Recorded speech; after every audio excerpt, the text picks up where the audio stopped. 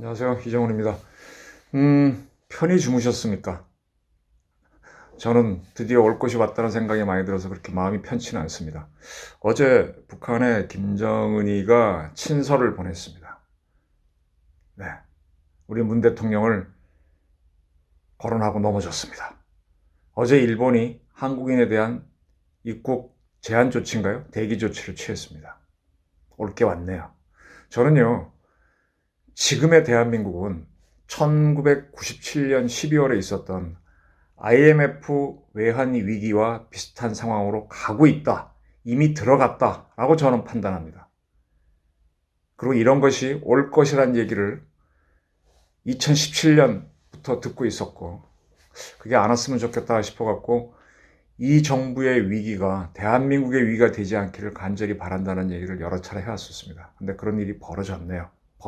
벌어지고 있습니다. 차이점이라면 그때는 IMF가 아니라 일본을 비롯한 여러 나라들이 한국에 대한 한국에 빌려줬던 돈의 만기 연장을 하지 않으면서 한국이 갑자기 외환이 걸렸고, 그 다음에 IMF가 한국에 대한 지원을 선언함으로 해서 갑자기 위기가 닥쳤다면, 이번에는 서서히 끓는 물이 아니죠.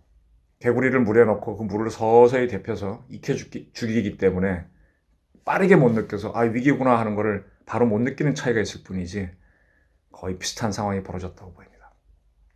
지금 참 답답한 게 대한민국은 외교로 사는 나라인데, 우리 경제도 지금 무역으로 사는 나라거든요. 제조업을 하긴 하지만 제조업도 수출입을 못하면 못 사는 나라입니다. 근데 계속 이 정부는 외교에서 실패를 해왔습니다. 그 다음에 죄송합니다. 진짜 이거는 대한민국의 명문 중에 명문이 경남고등학교인데, 경남고등학교 출신의 대통령이 나올 때마다 제가 가슴이 섬뜩합니다. 첫 번째가 YS 김영삼 대통령이었죠. 이 양반 처음 되자마자 금융실명제라는 걸 도입해서 지금도 하고 있습니다. 깨끗한 사회가 만들면 대한민국이 좋아진다는 그런 이해 때문에 그걸 실시해서 한국 사회를 깜짝 놀라게 만들었죠. 그때 이제 노태우 씨 비자금 문제를 처리하면서 이렇게 됐는데, 전두환 노태우를 잡아놓고 뭐 그런 과정에서 이루어졌습니다. 그리고 그때 결국은 나중에 자기도 노태우 씨가 남겨준 대선 잔금으로 선거를 치렀다는 게 밝혀져가지고 자기의 아들이 구속되는 그런 사태를 당했죠. 그 다음에 또 이분이 광주 문제에 대해서 그 당시 법을 어기고 과거로 올라가는 과거법을 만들어갖고, 원래 과거로 올라가서 이대로 만약 지금 법을 만들어 맘대로 할 수 있다 그러면 임진왜란 때 잘못한 것도 법 만들어서 처벌하면 그만이잖아요. 그래서 소급 입법은 하지 않는데 소급 입법을 해가지고 특별법을 만들어서 5.18 특별법을 만들어서 전두환 노태우 씨를 구속시키고 했습니다. 제가 아는 한은 전두환 씨는요, 여러분들은 어떻게 생각할지 모르지만 5.18과 직접적인 큰 관계는 없습니다. 제가 아는 한 매체에 상당히 훌륭한 기자가 5.18 사건과 관련해서 당시에 계엄사령관이 이희성 씨입니다. 이희성 씨가 지금은 모르겠습니다. 연세가 굉장히 많아서 저도 한번 시도를 했었는데 워낙 연세가 많아서 말았는데, 그분이 5.18에 대해서 12.12에 대해서 이렇게 말한 적이 있습니다. 계엄사령관으로서 5.18은 내 책임, 12.12는 당시 정승화 그때 계엄사령관이죠. 계엄사령관 겸 육군참모총장을 잡아들이는 거는 당시에 국군 보안사령부가 했으니까, 지금의 기무사, 지금의 안보지원사령부죠. 했으니까 그거는 그때 사령관인 전두환 책임, 이렇게 얘기한 적이 있습니다. 5.18 때는 그 계엄작전을 총지휘했던 건 계엄사령관이니까 내 책임, 이희성 책임이고, 거긴 전두환이 만약 했다면 내가 바보다, 이런 얘기를 하신 적이 있습니다. 근데 자꾸 그걸 지금 전두환 책임으로 밀어붙여갖고 5.18 때 헬기 사격이 있었니 없었니 떠들고 있는데, 아마 그거 밝히기 어려울 겁니다. 왜냐하면 헬기를 쏘게 되면 지붕을 뚫고 들어와야만 천장에 자국이 날 텐데, 어떻게 밑에서 와야 천장에 자국이 나잖아요. 이렇게 총알이 날라와요. 이쪽에 총알이 자국이 있거든요. 헬기가 그렇게 쏠 수 있나요? 어쨌든 그렇습니다. 그래서 그 5.18 특별법을 만들어서 굉장히 이 입법 체제도 혼란을 시켜버리고, 그 다음에 역사에 좀 흔들리까지 만든 사람이 그 사람입니다. 그 다음에 그분이 또 뭐였나요? 공직자 재산 등록이란 걸 해서 깨끗한 사회를 만든다고 했습니다. 근데 그 결과 뭐 좋아진 면도 있겠지만은 그때는 뭐 부패를 잡는 게 가장 커서 그랬겠지만 부패는 그분의 아들이 제일 많이 했었고요. 그리고 한국 경제가 굉장히 탄력을 준 것도 있습니다. 지금 와서 보니까 어떤 그 부패라고 하는 것도 어느 정도 용인이 돼야만 경제가 돌아가는데 다 잡아버리면 경제가 죽습니다. 그렇게 했던 양반이 말년에는 뭐 대북 문제에 있어서도 김일성을 만나겠다 어쩌겠다 온갖 그 전에 없던 걸 하다가 결국은 말년에는 또 있었죠. 북한에 대해서 뭐 지원한다 안 한다라다 북한이 막 도발적으로 그때 뭡니까 서울 불바다 발언을 하고 나니까 당황해가지고 쩔쩔매다가 당황했었죠. 그러다가 결국은 한 번에 무너졌었죠. IMF 경제 위기로. 네. 저는 지금 문재인 대통령이 됐을 때 그분도 같은 경락고 출신이라서 제2의 IS가 안 됐으면 좋겠다. 저분이 뭐 처음에 얼마나 지지율이 높았습니까? YS도 그랬는데. 그래서 뭐 여러 가지 뭐 촛불을 아무리 봐도 혁명이 아닌데 혁명이라 그러면서 적폐청산이라고 하면서 막 별것도 아닌 제가 알기로는 문화체육부의 블랙리스트는 진짜 블랙리스트 아닙니다. 언젠가 기회가 되면 한번 다루려고 했는데 그냥 이렇게 정리해 놓은 자료고 참고 자료인데 그걸 블랙리스트라 그래가지고 밀어붙여가지고 네. 뭐 그 결과 지금 좀 좌파적인 우리 한류는 세계적으로 히트를 치고는 있습니다만 그런 좌파적인 문화들이 지금 한국 여론을 호도시키는 요소로 많이 작용했죠. 네, 이 정부를 많이 도와줬습니다. 그런 거라 적폐청산이니 뭐니 뭐 군 개편이니 국정원 개편이 해서 지금 국가 체제를 다 무너뜨렸거든요. 근데 또 대미자주, 대일자주를 했습니다. 근데 결론적으로 보게 되면 대미자주는 해내지도 못했고 미국에 왕창 밀렸고요. 일본하고는 팽팽한 기싸움을 했었는데 지소미아 사건을 계기로 이 정부가 저는 밀리는 걸 봤습니다. 지소미아 파기를 한다고 했다가 일본이 수출 규제로 들어가니까 거기에 맞서서 더 뭐 어쩌고 저쩌고 했다가 결국 지소미아 파기도 못하고 일본이 대한민국에 가했던 수출 규제도 풀지 못하는 어정쩡한 처지로 오다가 이번에 그 코로나 바이러스 문제를 맞아서 한 번에 무너지는 모양이네요. 네. 그것도 계기를 가만히 보게 되면 김여정이가 한 번 우리를 흔들고 바로 김정은이가 친서를 보내서 뭐 한국과 어떻게 하자라는 제스처를 취하니까 일본이 일본 입국을 제한했습니다. 네. 그때까지 이미 100여 개의 나라가 한국인에 대한 입국 제한을 하고 있었는데 외교부는 뭐 별거 아니다라고 하다가 일본이 하니까 지금 화들짝 놀라서 난리네요. 네. 그래서 우리가 거기서 맞대응하면 어떻게 될까요? 무역으로 먹고 사는 나라들이 우리 지금 한국과 일본 여러분 그 KTX를 서울 부산에 다니는 걸 아침에 일찍 가보시면요. 저보다 넥타이 맨 사람들이 굉장히 손님이 많습니다. 서울 도쿄 가는 비행기가 인천서 나리타 가는 것도 있지만 김포에서羽田가는 거, 좀 도심으로 가는 거 있죠. 거기도 가보면 아침에 거의 넥타이맨 비즈니스맨들이 많습니다. 이분들은 수시로 왔다 갔다 해야 돼요. 그분들이 제한을 받으면 수출입에 문제가 생긴다는 얘기죠.